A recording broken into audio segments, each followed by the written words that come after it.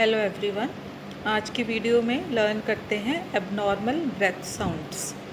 तो जब हम सांस लेते हैं, नॉर्मल सांस लेते हैं, तो उस टाइम पे हमारे ब्रेथ में से मतलब कि कोई भी किसी भी तरह की साउंड प्रोड्यूस नहीं होती, तो उसको हम कहते हैं नॉर्मल ब्रेथ साउंड। लेकिन कई कंडीशंस में, अगर चेस्ट कंडीशंस हैं, जहाँ कार्डियोवास्कुलर सिस्टम की कोई कंडीशन है, जहाँ रेस्पिरेटरी सिस्टम की कोई कंडीशन है, जहाँ कोई और कंडीशन, तो उस टाइम पे सांस लेते समय और सांस छोड़ते समय कई तरह की आवाज़ आती है, तो उसको हम कहते हैं एबनॉर्मल ब्रेथ साउंड्स। तो ये जानते हैं कि कौन सी कंडीशन में किस तरह की ब्रेथ साउंड जो है वो प्रोड्यूस होती है। तो सबसे पहले है वीजिंग। तो वीजिंग साउंड जो है वो क्या है, हाई पिच्ड साउंड है। जैसे विस्लिंग साउंड होती है वैसे ही वीजिंग साउंड होती है। तो ये हाई पिच्ड साउंड है और ज़्यादातर ये जब हम सांस अंदर को खींचते हैं, इंस्पिरेशन करते हैं, उस टाइम पे ये साउंड सुनाई देती है। लेकिन ये कभी कभी एक्सपीरेशन, जब सांस छोड़ते हैं, बाहर निकालते हैं, उस टाइम पे भी कभी कभी ये साउंड प्रोड्यूस होती है। और कौन कौन सी कंडीशंस में? एस्थमा में वीजिंग साउंड प्रोड्यूस होती है। COPD, chronic obstructive pulmonary disease में वीजिंग साउंड प्रोड्यूस होती है। हार्ट फेलियर में वीजिंग साउंड प्रोड्यूस होती है। सेकेंड टाइप है रेल्स। रेल्स में जो है वो क्रैकल्स साउंड प्रोड्यूस होती है। जब हम सांस लेते हैं क्रैकल्स साउंड प्रोड्यूस होती है। और ये कौन सी कंडीशन में? अगर एयरवेज में, जो स्मॉलर एयरवेज हैं, ब्रोंक्यूल्स हैं, जहाँ ब्रोंकाई हैं, जहाँ टर्मिनल ब्रोंक्यूल्स हैं, अगर उसमें फ्लूइड प्रेजेंट है तो उस टाइम पे रेल्स साउंड प्रोड्यूस होएगी। जहाँ फिर अगर हार्ट फेलियर है तो उस कंडीशन में रेल्स साउंड प्रोड्यूस होती है। थर्ड टाइप है रोंकाई।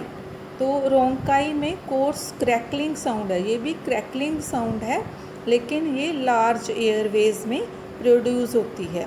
तो ये कौन सी कंडीशन में? अगर लार्ज एयरवेज में म्यूकस है, जहाँ फिर एक्यूट ब्रोंकाइटिस की कंडीशन है या न्यूमोनिया है, उस टाइम पे रोंकाई साउंड प्रोड्यूस होती है। नेक्स्ट है कंसोलिडेशन। तो कंसोलिडेशन में ब्रोंकियल साउंड जो है हर्ड ओवर पेरिफ्री।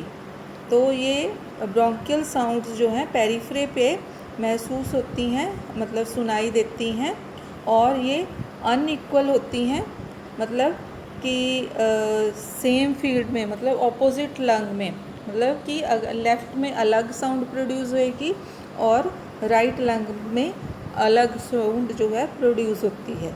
तो ये कौन सी कंडीशन में कंसोलिडेशन साउंड प्रोड्यूस होती है? निमोनिया अगर पेशेंट को है तो उस कंडीशन में ये साउंड प्रोड्यूस होती है। नेक्स्ट साउंड है स्ट्राइडर।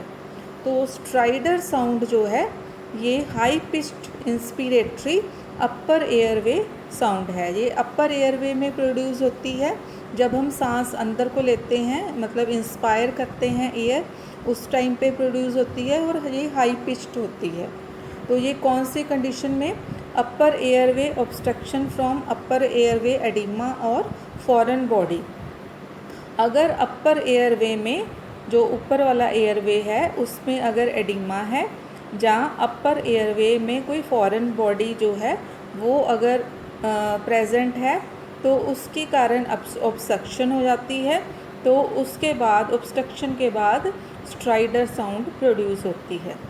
नेक्स्ट है एब्सेंट। एब्सेंट मतलब कि कोई भी साउंड जो है वो, अब जब हम इसको ऑस्कल्टेट करते हैं उस टाइम पे कोई भी साउंड प्रोड्यूस नहीं होती। ऑस्कल्टेशन के टाइम ब्रेथ साउंड, उसको वो है एब्सेंट। तो अगर दो तरह की होती है, ये स्पेसिफिक फील्ड मतलब स्पेसिफिक एरिया में, और पूरे एंटायर लंग में प्रोड्यूस होती है, तो मतलब एब्सेंट होती है। तो इसमें है, अगर स्पेसिफिक फील्ड में प्रोड्यूस मतलब एब्सेंट है तो प्लूरल एफ्यूजन के टाइम, निमोनिया में और लोअर एयरवे ऑब्स्ट्रक्शन में ये एब्सेंट होती है। और एंटायर लंग में प्रोड्यूस मतलब सुनाई देती है तो वो है न्यूमोथोरैक्स, हीमोथोरैक्स, और अगर बहुत ज़्यादा मैसिव प्लूरल इफ्यूजन है तो उसमें। लास्ट है कि फ्रिक्शन रब, जैसे हम किसी चीज़ को आपस में रगड़ते हैं उसके बाद फ्रिक्शन जब होती है, फ्रिक्शन के जैसी जो साउंड प्रोड्यूस होती है उसको हम कहते हैं फ्रिक्शन रब। तो इसमें है intermittent coarse rubbing sound similar to sand paper rubbing with inspiration और एक्सपिरेशन, मतलब ये जब हम सांस लेते हैं या सांस छोड़ते हैं उस दोनों टाइम पे ये साउंड प्रोड्यूस होती है। जैसे हम एक सैंड पेपर को आपस में रगड़ते हैं और फ्रिक्शन होती है, वो वैसी वाली साउंड इसमें प्रोड्यूस होती है।